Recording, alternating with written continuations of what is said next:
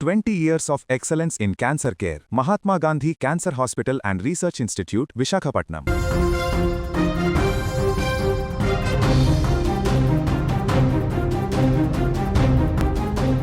సినిమాల్లో నవవధువు కిడ్నాప్ అనగానే మనకు టక్కున గుర్తొచ్చేవేంటి? వేగంగా దూసుకొచ్చే సుమోలు, విలన్ల గ్యాంగులు, భారీ చేజింగ్లు, ఫైట్లు. ఇదంతా స్క్రీన్ పై చూస్తే థ్రిల్లింగ్గా ఉంటుంది. కానీ సరిగ్గా ఇలాంటి సినిమా సీనే రియల్ లైఫ్లో రిపీట్ అయితే, అది మన తెలంగాణలో 4 కార్లు ఒకేసారి ఒక ఇల్లుని చుట్టుముట్టాయి. క్షణాల వ్యవధిలో అక్కడ బీభత్సం మొదలైంది. అడ్డు వచ్చిన వారిని నెట్టేస్తూ కేకలు వేసిన ఒక నవవధువును బలవంతంగా కారులో ఎక్కించుకొని గాల్లో కలిసిపోయారు. కులాంతర వివాహం చేసుకుందనే ఒకే ఒక్క కారణంతో సాక్షాత్తు కన్నవారే కూతురిని కిడ్నాప్ చేసిన ఈ షాకింగ్ ఘటన మెదక్ జిల్లాలో సంచలనం సృష్టిస్తోంది. ఈ రియల్ లైఫ్ సినిమాటిక్ స్టోరీకి కేంద్రం మెదక్ జిల్లాలోని ఎల్లాపూర్ గ్రామం. ఈ ఊరికి చెందిన ప్రణయ్ అనే యువకుడు ఒక యువతిని ప్రాణంగా ప్రేమించాడు. ఇద్దరి కులాలు వేరైనా ఒకరినొకరు అర్థం చేసుకున్నారు. జీవితాంతం కలిసి నడవాలని గట్టిగా డిసైడ్ అయ్యారు. 2 కుటుంబాలను ఒప్పించాలని చూసినా లాభం లేకుండా పోయింది. ముఖ్యంగా వధువు తరపు కుటుంబ సభ్యులకు ఈ ప్రేమ పెళ్లి అస్సలు ఇష్టం లేదు. దీంతో ప్రేమికులిద్దరూ ధైర్యం చేసి ఈ నెల 6న కులాంతర వివాహం చేసుకున్నారు. పెళ్లి పీటలపై ఒక్కటైన ఈ కొత్త జంట ఇకపై తమ జీవితం ప్రశాంతంగా సాగిపోతుంది, కొత్త లోకంలోకి అడుగు పెట్టుకుంటున్నాం అనుకున్నారు. కానీ తమ వెనుక కిడ్నాప్ అనే కుట్ర ఉందని ఆ నవదంపతులు ఊహించలేకపోయారు. కూతురు మాట వినకుండా వేరే కులం వాడిని పెళ్లి చేసుకుందనే కోపం వధువు కుటుంబంలో లావాలాగా పేలింది. ఎలాగైనా అమ్మాయిని వెనక్కి తీసుకురావాలి, వరుడి కుటుంబానికి బుద్ధి చెప్పాలి అని వధువు తండ్రి, బంధువులు కలిసి ఒక పక్కా సినిమా స్కెచ్ వేశారు.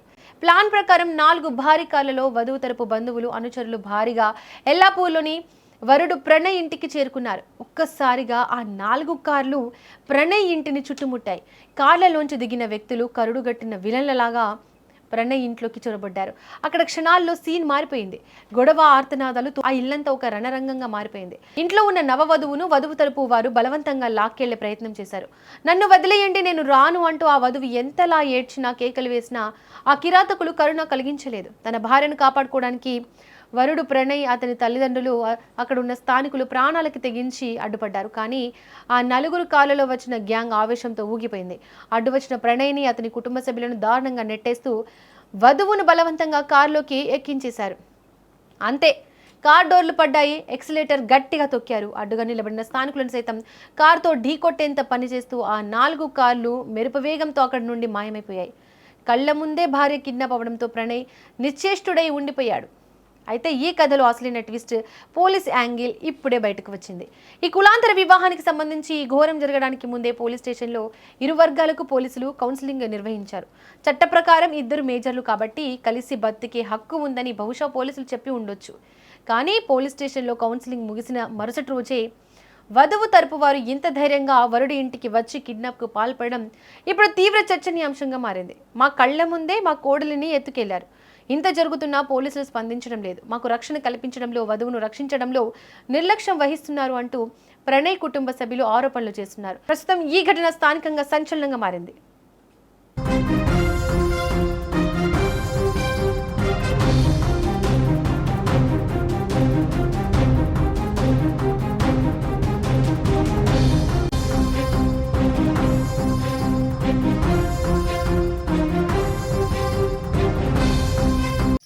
పంట పొలాలకు పనుల మీద వెళ్ళిపోయారు. మేము ఇంటి ఫ్యామిలీ మెంబర్స్ మేల్స్ అందరం మేము జాబ్స్ అవి పనుల మీద మేము వెళ్ళిపోయినాం. అంతే, వాళ్ళు ఎవరు లేని చూసి వచ్చారు. వేరేటోడు ఎవడో ఫోన్ చేసి సపోర్ట్ తీసుకొని వచ్చారు. లోకల్లో కూడా ఎవరో గైడ్ చేసారు. వాళ్ళు ఎవరో ఉన్నారు తెలిసిన వాళ్ళే గైడ్ చేసారు. లోకల్ ఈ లొకేషన్ వాళ్ళకి తెలియదు. వాళ్ళు వాంటెడ్లీ వాళ్ళు ఖచ్చితంగా రెక్కి చేసి వచ్చారండి. ఏదైనా ఉంటే స్టేషన్కి పోయి మాట్లాడి సామరస్యం చేసుకుంటే బాగుండేది. అట్లా చేయకుండా ఏంటంటే దౌర్జన్యం చేసి ఇంట్లో ఆడపడుచుల పైన దాడి చేసి లాక్కొని వెళ్ళడం, మరి పొద్దున ప్రాణాపాయం జరిగినా కానీ సమస్య ఎవరు ఫేస్ చేస్తారు? అలా ఇప్పుడు ఊళ్ళో కూడా అంతే జరుగుతాయి. ఊళ్ళో మన ఇంట్లో జరిగినప్పుడు ఊళ్ళో కూడా అందరికి ఏమైనా సమస్య వస్తుంది. అట్లా కూడా దాడి చేసి అన్ని అట్లా మంచివి కావు కదా. అది ఏంటంటే పెద్ద మనుషులు అందరూ కొంచెం ఆలోచించాలి ఈ విషయం గురించి. చేసుకుంటాం మేము అని ఇట్లా నెట్టేసిండు, కాళ్ళన్నీ కమిలిపోయి ఇట్లా అయిపోయినాయి, మొత్తం నల్లగా అయిపోయినాయి. నూకేసిండు, నన్ను నూకేసిండు, ఆ అమ్మాయిని ఇట్లా మొత్తం బిడ్డ మీద అడగబెట్టి ఇట్లా గుంజుకొని పోయిండు. ఆమె మా మీదికి వెళ్ళి తీసుకొని పోయిండు. ఇట్లా నల్లంగి వేసుకుంటాడు వాడు, బగ్గా రౌడీజం బాగా చేసుకుంటూ వచ్చిండు. మేము ఆడోళ్ళం అయితే వాళ్ళు 30 మంది వచ్చారు. మా 1:30 అయింది. మేము అన్నం తింటామని ఇట్లా బోగన్లు అన్ని గిన్నెలు అన్ని తెచ్చి పెట్టుకున్నాం హాల్లా, అందరం కలిసి తిందాం, 4-5 ఉన్నామని చెప్పి.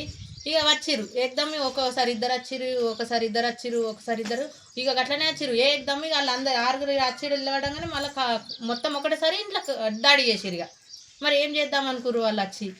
మాకు న్యాయం కావాలి. మా కోడలు నన్ను కొట్టిర్రు, మా యారాలను కొట్టిర్రు. బలవంతంగా తెచ్చుకోలేం కదా, వాళ్ళు ఇష్టపడే తెచ్చుకురు. వాళ్ళ అమ్మాయి ఇష్టంగానే అక్కడికి వెళ్ళి వస్తేనే కదా మా అబ్బాయి చేసుకుంది.